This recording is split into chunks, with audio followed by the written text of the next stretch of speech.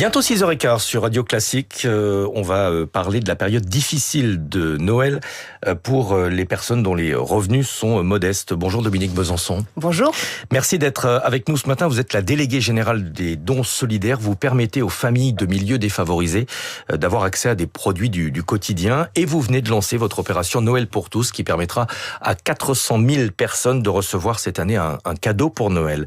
D'abord un constat. Vous publiez depuis 6 ans un baromètre du renoncement aux achats de Noël. Les chiffres sont édifiants. 7 Français sur 10 déclarent qu'ils vont devoir faire des arbitrages, y compris sur les dépenses alimentaires, pour pouvoir acheter des cadeaux à leurs proches.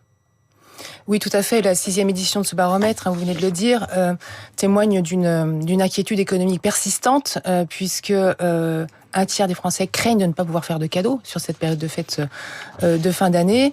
Ce chiffre remonte à 50% chez les familles monoparentales. C'est clairement le reflet de budgets très contraints, près d'une personne sur deux, aujourd'hui craint de ne pas finir le mois, et donc vous le dites, ils sont très nombreux à devoir rogner sur leur budget, sur leurs dépenses du quotidien pour pouvoir faire des cadeaux à Noël. Et y compris sur les dépenses alimentaires, c'est très inquiétant. 400 000 personnes vont recevoir des cadeaux de Noël cette année grâce à votre association. Comment est-ce que ça fonctionne ?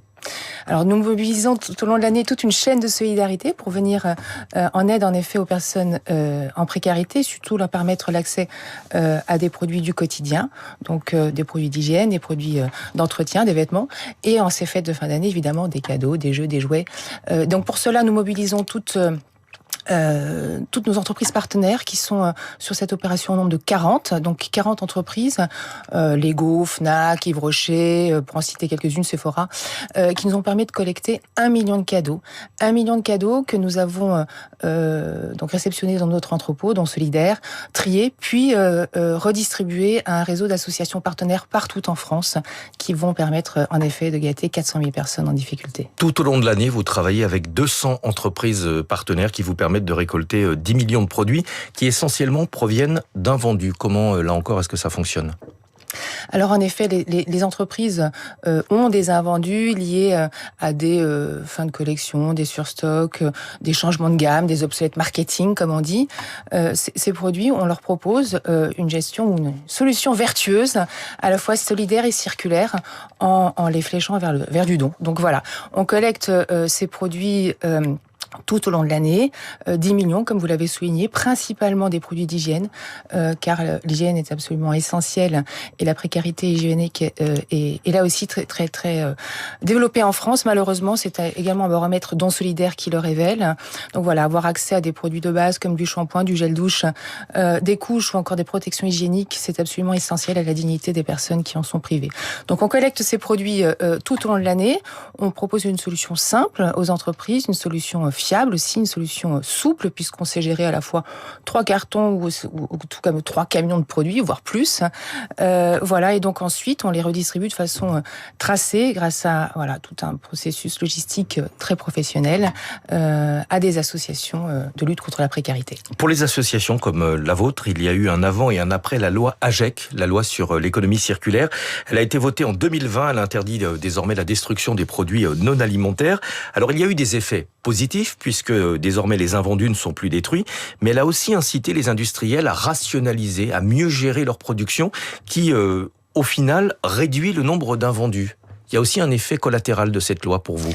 Vous avez raison de le souligner. On peut évidemment se réjouir de cette loi qui aujourd'hui interdit la destruction des invendus. Ce que vous ne dites pas, c'est qu'elle inscrit également comme une obligation le fait de donner ces invendus en priorité aux associations de lutte contre la précarité. Donc ça, c'est une avancée majeure. Par ailleurs, je voudrais souligner que 2020, ça a été aussi une année, un marqueur pour tous, l'année Covid, l'année de la crise sanitaire qui s'est accompagnée d'une forte crise sociale. Et cette crise, elle a été un formidable accélérateur du don pour les entreprises qui, aujourd'hui, inscrivent le don clairement comme un levier de leur politique RSE, comme un levier d'engagement. Alors justement, les entreprises sont de plus en plus attentives à leur engagement social et environnemental. Est-ce que ça veut dire qu'aujourd'hui, elles ne distribuent pas leurs invendus pour les mêmes raisons qu'il y a 20 ans lorsque vous avez créé votre association ? Il y a 20 ans, quand on a créé Dons Solidaires, en effet, l'objectif était surtout de lutter contre le gaspillage et de proposer donc une solution aux invendus des entreprises.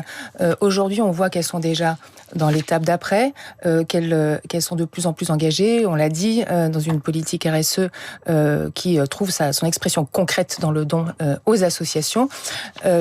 Donc ça a fortement augmenté les volumes. On a aujourd'hui des dons volontaires, comme on dit, des productions solidaires qui permettent d'aider des publics en difficulté sur certains types de produits. Ce que je voudrais souligner quand même, c'est que dans un contexte d'instabilité économique, d'instabilité politique, cette augmentation des dons, elle marque le pas, parce que les entreprises elles-mêmes, sont invitées à la prudence et n'ont plus forcément les moyens à la hauteur de leurs engagements, à la hauteur de leurs intentions. En amont de la chaîne, 200 entreprises partenaires, vous l'avez dit. En bout de chaîne, il y a des associations partenaires également qui assurent la distribution. Les acteurs de terrain, vous n'effectuez pas, vous, la distribution des dons directement aux familles en difficulté. Oui, tout à fait. En fait, nous, Dons Solidaires, on orchestre cette chaîne de solidarité avec, en amont, en effet, 200 entreprises partenaires. En aval, plus de 1000 associations de terrain qui œuvrent au plus près des familles en difficulté. Et donc voilà, nous apportons ce lien entre des entreprises qui ont des produits à donner et des associations qui aident les plus démunis. Et donc j'invite les entreprises aujourd'hui à se mobiliser par leur soutien qui est absolument essentiel pour notre mission de lutte contre la précarité. Merci beaucoup Dominique Besançon, délégué général du Don Solidaire. Un dernier mot sur votre opération Noël pour tous. Est-ce que les personnes qui nous écoutent ce matin peuvent effectuer un don directement ?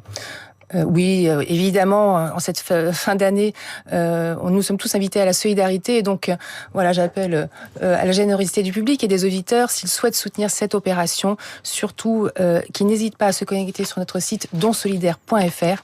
1 € donné, ce sont 3 cadeaux distribués. Merci beaucoup d'être venu ce matin. 6h21 sur Radio Classique.